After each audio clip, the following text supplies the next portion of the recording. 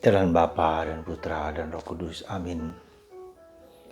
Allah yang penuh kasih, kami mengucap syukur dan terima kasih bahwa Engkau ingin kami dekat dengan Putramu. Tapi juga Engkau rindu kami semua dekat dengan Engkau sebagai Bapa kami. Karena itu Yesus Putramu menyebut Engkau sebagai Bapa kami. Waktu kami ya Bapa memiliki relasi personal dan pribadi dengan Engkau, dengan Putra dan Roh Kudus, juga bersama Bunda Maria dan Santo Yosef. Terpujilah namamu kini dan sepanjang segala masa. Amin. Saudaraku terkasih dalam Kristus, ketika Yesus sedang mengajar di Bait Allah, ibu dan saudara-saudara ibunya datang mengunjungi. Tetapi karena sinagoga begitu penuh orang, maka mereka tidak dapat masuk ke dalam. Maka ada orang mengatakan, Yesus, ibumu dan saudara-saudarimu ada di luar untuk bertemu dengan kau. Saudara, Yesus mengangkat kita dan mengatakan, siapakah saudaraku, siapakah ibuku? Saudara dan ibuku adalah mereka yang melakukan kehendak Bapakku di surga. Mungkin para pendengar pada waktu itu kaget dan tersentak. Kenapa Yesus mengatakan itu? Karena ibunya dan saudara-saudaranya secara biologis adalah orang yang dekat. Tapi Yesus mengajak para hadirin untuk lebih ke tingkat yang lebih tinggi. Tidak hanya secara fisik, secara biologis, tapi secara spiritual. Kedekatan kita bukan hanya kedekatan secara fisik, tapi kedekatan psikis dan kedekatan spiritual, kedekatan rohani. Itu intinya menjalankan kehendak Allah. Pertanyaan kita, apakah Bunda Maria menjalankan kehendak Allah? Saya yakin dan kita semua pasti bahwa Bunda Maria adalah orang yang pertama-tama taat kepada kehendak Allah. Ketika malaikat datang, dia menjawab fiat voluntas tua. Dan seterusnya, seluruh hidupnya terus menurut fiat voluntas tua. Terjadilah padaku menurut perkataan, jadilah padaku menurut perkataan, jadilah padaku menurut perkataan. Meski saya yakin dia tak mengerti banyak hal tentang kehidupan bersama Yesus. Bagaimana ia melahirkan di kandang. Bagaimana ia mengatakan kepada Yosef bahwa ia mengandung karena Roh Kudus. Bagaimana kemudian dia harus mengungsi ke Mesir.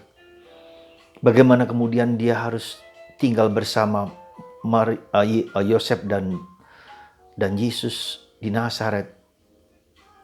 Bagaimana mereka kehilangan Yesus dan seterusnya. Sampai kematian Yesus disalib. Dan dia melihat dengan mata kepala sendiri. Melihat dengan mata kepala sendiri penyiksaan, pembunuhan, dan penyalipan, bahkan kematian Yesus disalib. Ini semua adalah orang yang pertama-tama menjalankan kehendak Allah. Nah, saudaraku terkasih dalam Kristus, saya kira kita semua ingin dan mau dekat dengan Tuhan, pasti. Tapi dekat dengan Tuhan itu juga berarti tidak lepas dari penderitaan. Karena ketaatan kita kepada kehendak Allah. Jadi justru seringkali ketika kita dekat dengan Tuhan, justru penderitaan itu terjadi dalam hidup kita. Ya. Tapi penderitaan yang membuat kita bahagia. Penderitaan yang membuat kita sukacita di dalam kehidupan ini. Karena penderitaan itu adalah bagian dari kehidupan kita yang harus kita tanggung. Dan di dalam balik penderitaan itu ada makna-makna spiritual dan suatu di mana Tuhan mengajak kita untuk berrelasi, tidak hanya berrelasi secara fisik, psikis, tapi berrelasi secara rohani. Di mana kita harus menanggalkan ego-ego kita, kebutuhan-kebutuhan fisik kita, dan mengizinkan Tuhan untuk bekerja dalam diri kita. Nah, gambaran seperti itulah yang juga sebetulnya diminta oleh Tuhan ketika dalam perkawinan di Kana. Keluarga, bagaimana keluarga itu memiliki relasi personal, relasi akrab, kedekatan satu sama lain ketika kita mengundang Yesus untuk masuk.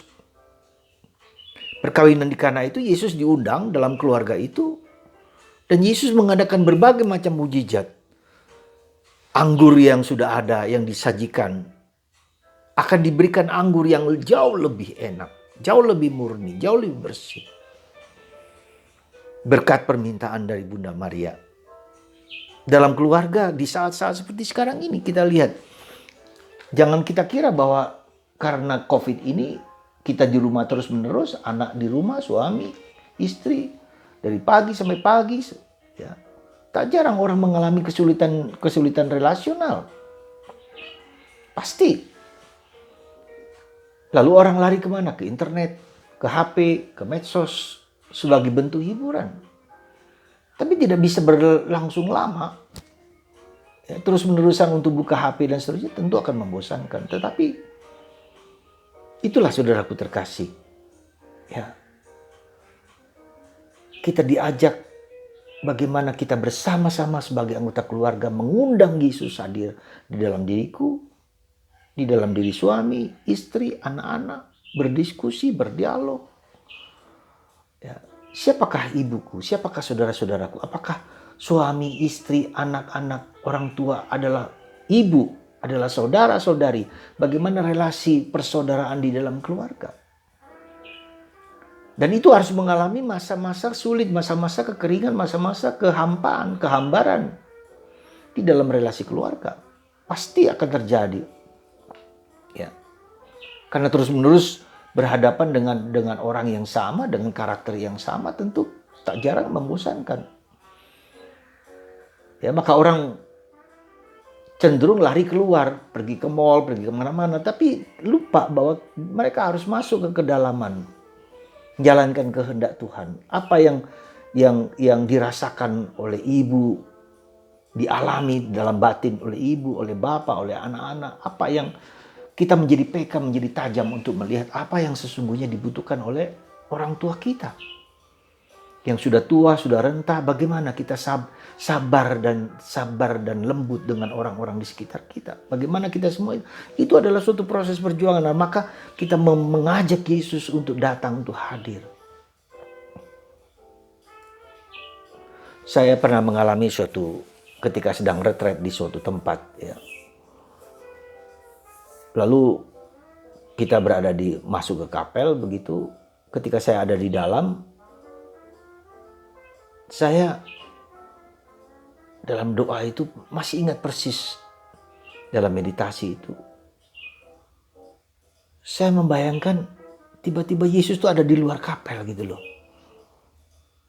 Lalu saya bertanya, Yesus, kenapa engkau berada di luar kapel? Mari masuk ke dalam. Apa jawaban Yesus? Kalau engkau tidak mengundang aku masuk, aku tidak akan masuk. Saya tersentak oleh pengalaman kecil seperti itu. Saya mengandaikan bahwa Yesus itu sudah ada hadir dalam diriku. Tapi ketika kita tidak mengundangnya datang, itu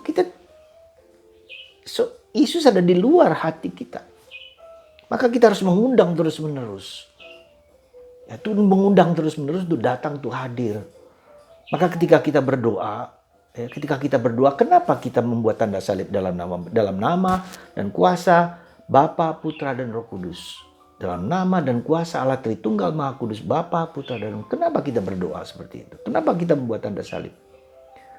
Tanda salib itu bahwa kita berdoa dalam nama Tritunggal Maha Kudus, dalam nama dan kuasa Tritunggal Maha Kudus, Bapa, Putra dan Roh Kudus. Nah, ini akan menembus tembok-tembok sehingga kita berdoa dalam Roh Kudus, dalam Tritunggal. Kita masuk tembok itu seperti dibongkar, kita masuk ke dunia Allah. Ya. Dan ini kita sadar ketika jangan hanya membuat tanda salib bahwa, tapi kita nama Tritunggal inilah yang membawa kita masuk ke kedalaman hati Allah. misteri Allah, dunia Allah. Maka kata-kataku, mulutku, pikiranku, hatiku adalah hati yang dimana sebetulnya itu adalah roh Allah yang dalam diriku yang mengungkapkan sesuatu kepadanya. Jadi saudaraku, hati-hati, sadarlah ketika kita berdoa, kita membuat tanda salib, itu tanda bahwa kita sedang memasuki dunia Allah. Ya.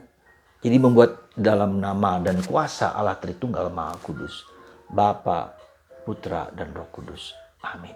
Kita memasuki dunia Allah. Nah, disitulah kedekatan. Kalau kita memasuki dunia Allah, kedekatan kita karena Allah ada dalam diriku dan ada dalam diri orang lain, maka aku bekerja diilhami, didorong, didesak oleh kuasa Allah juga. Nah, lalu kedekatan kita dengan Tuhan. Dan bagaimana cara kita juga memiliki relasi personal dekat dengan Allah? Salah satu cara yang paling efektif adalah keheningan. Keheningan, diam sunyi. Disitulah kita memasuki dunia Allah secara pribadi. Ya. Memasuki dunia batinku dan batin Allah. Dan relasi personalku tidak hanya secara fisik, secara pikiran, secara perasaan, tapi dalam rohku. Roh dalam diriku berdoa untuk aku, kata Paulus. Saya suka sekali dengan kata-kata ini. Ya, jadi ketika kita berdoa, dalam hening itu kita berkontak, berkomunikasi dengan Allah secara jujur, apa adanya, tulus. Dan itulah membuat kita dekat. Apa adanya. Kita mengungkapkan segala dosa, kekurangan, keterbatasan, keinginan, kerinduan kita kepada Allah. Nah, itulah yang membuat seharusnya relasi personal dengan keluarga, dengan suami dan istri, dengan anak-anak. Ketika orang berani jujur apa adanya. Kita seringkali menutupi, bertopeng dengan suami, dengan istri, dengan anak-anak. Kita menutupi seolah-olah semua baik. Tetapi sebetulnya ada kerinduan yang tak terkatakan. Nah, disitulah ketika kita berani memasuki dunia batin kita, dunia apa adanya. Lalu kita mengerti kerapuan kita mengerti kelemahan kita, dan kita menjadi kuat. Karena saling meneguhkan, dia adalah saudaraku. Aku mengalami proses perjuangan hidup batin, juga suami Anda, juga istri Anda, juga anak-anak Anda sedang mengalami pergulatan batin yang mendalam. Saya pernah memberikan retreat 3 hari untuk memperingati 25 tahun pasangan suami istri dengan 3 anaknya. Luar biasa. Ketika mereka menceritakan, mengisahkan kerapuhan mereka masing-masing. Perjuangan mereka, dan mereka mendengarkan perjuangan istri, suami, dan anak-anak. Lalu akhirnya mencuci kaki. Begitu dalam mereka saling mencintai, merangkul, mengasihi. Dalam kelemahan dan keterbatasan. Karena di situ Tuhan menguatkan. Ya, itu saudaraku. Maka Bapak dan Ibu, mari. Jangan kita bertopeng. Buatlah apa adanya kita kepada Tuhan. Tuhan mengerti. Gak usah menyembunyikan segala sesuatu. Dan itu akan membuat relasi bapak dan ibu menjadi kuat. Relasi orang tua dan anak menjadi kuat. Dan itulah keluarga Nazaret. Yesus, Maria, dan Yosef saling melengkapi, saling membuka, saling menyatukan kehendak Allah dalam hidup keluarga Anda. Semoga Tuhan memberkati Anda semua, menguatkan diri Anda dengan kasih yang melimpah. Relasi personal persaudaraan di antara Anda semakin kuat dan diteguhkan dengan berani mengakui keterbatasan masing-masing. Tuhan berkati kita, Bapa dan Putra dan Roh Kudus.